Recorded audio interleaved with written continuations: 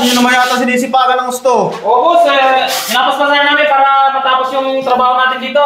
Dito sa namin, boss. Oo. Ano to? Skim coat? Bakit kalat-kalat yan? Hindi, ano lang yan, boss, kanina. Tapon lang.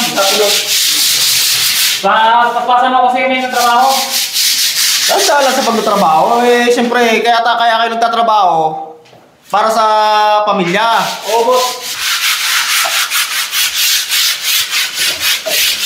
Ayos pa, boss? Ayos na yung gawa namin dito, boss? Dahan-dahan lang, huwag kayo masyado. Sabi ka, boss, kasi pag, Dahan lang kayo sa pagtatrabaho. Kaya kayo nagtatrabaho para sa pamilya nyo. Mamaya, yung masyadong kasipagan, okay lang na. Oo, boss. Oo. Yan. Sa susunod ay pitik-pitik na lang kami. Hindi naman sa gano'n. Siyempre, kailangan ay ayusin yung trabaho. Kaya lang, masyadong yung inaanan ng trabaho nyo eh. Nagtatrabaho para may pambuhay kayo sa pamilya nyo. Hindi yung... Kumain na ba kayo? Kalatapos lang, sir. Kalatapos lang. Magaling yung bago nating pinto ngayon, sir, na nakuha. Maganda yan kung ganyan. Yung mga nakaraan ng mga kasama mo, parang ano eh. Puro mga sir, mga kuya ko eh. Oo. Matagal ito, kasundo ko ngayon to, kasundo ko.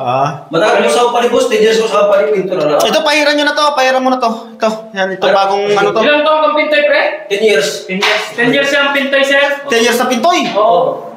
Anong pintoy? Pintoy. Pintoy? Oo. 10 years ako, experience ko sa pintoy. Grabe ka ng pintura, pati braso mo, pinipinturahan mo. Hindi na ako ganun. Nasakit ko kayo ko sa simple ganun. Ganun kasi. Ikaw, ano bang nag-skim coat ka? Sir, nililinis ko na lang. Nililihan mo? Para pag pintura na siya. So, Kita mo, pati yung mukha mo, may mga skim coat na. ganyan, sir. Paspasan kami, sir eh. Ha? Oo, paspasan kami. Tama yan. Kaya kasi tinatapatan lang namin yung pasahod nyo sa amin para... Tama yan, kaya lang, huwag niyong kasobrahan yung trabaho eh. Pag okay lang, pahipahinga kayo, walang problema yan. Sige po. Basta, siyempre, kaya kayo nagtatrabaho para sa pamilya, di ba? Oo, boss. So, para may pagkakatapos ng trabaho, may uwing sweldo para sa pamilya. Boss, paano huwag kayo masyadong lumikit, boss. Bago pa rin yung pintura niya, kapapahid lang po namin yan. Paano kung magkasakit kayo, paano yung pamilya nyo? Di ba? Oo, sa bagay, may point kayo doon, boss. Sige. Ano yan? Sige, basta tuloy-tuloy nyo na yan. Mamaya alas 5, mga 4:30, sige. Pwede na kayong umuwi. Sige, boss. Salamat, boss. Sige. Salamat. Babali ba kayo? Babali kayo? Hindi na, boss. May budget pa kami. Budget pa?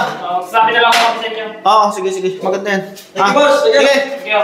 Tapusin nyo na muna to. Pagkatapos ito, doon na siguro muna ulit sa labas. Tapusin nyo na muna to kasi pipinturahan lang naman to eh. Huwag nyo na kahit din nyo ganong skim coat yan. Kasi gagawin lang natin itong bodega eh. Sige, boss.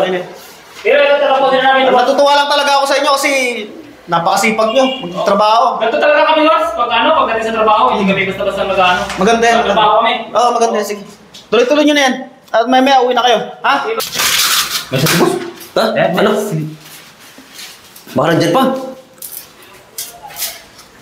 Malis na si boss, pre. Ano? Tulog tayo ulit? Tulog na tayo? Sige. Mabuti hindi napansin ni boss na kunti na nagawa natin. Oo nga eh. Buti hindi napansin boss na ito lang nagawa natin, no? Oo nga eh. Tulog tayo. Kontrol na, pag-alas na na. Uwi na tayo. Uwi tayo? Oo. Baka balik pa yung... Wala na, umalis na. Sigurado ka? Oo. Pwede na rin. Tara. Tara na. Tara, oo. Hindi na balik yun. Tara. Uwi tayo. Uwi tayo. Ang Wala galing. naman si boss eh, umalis na eh. Tara. Wala na. Bis tayo. Yan ako rin.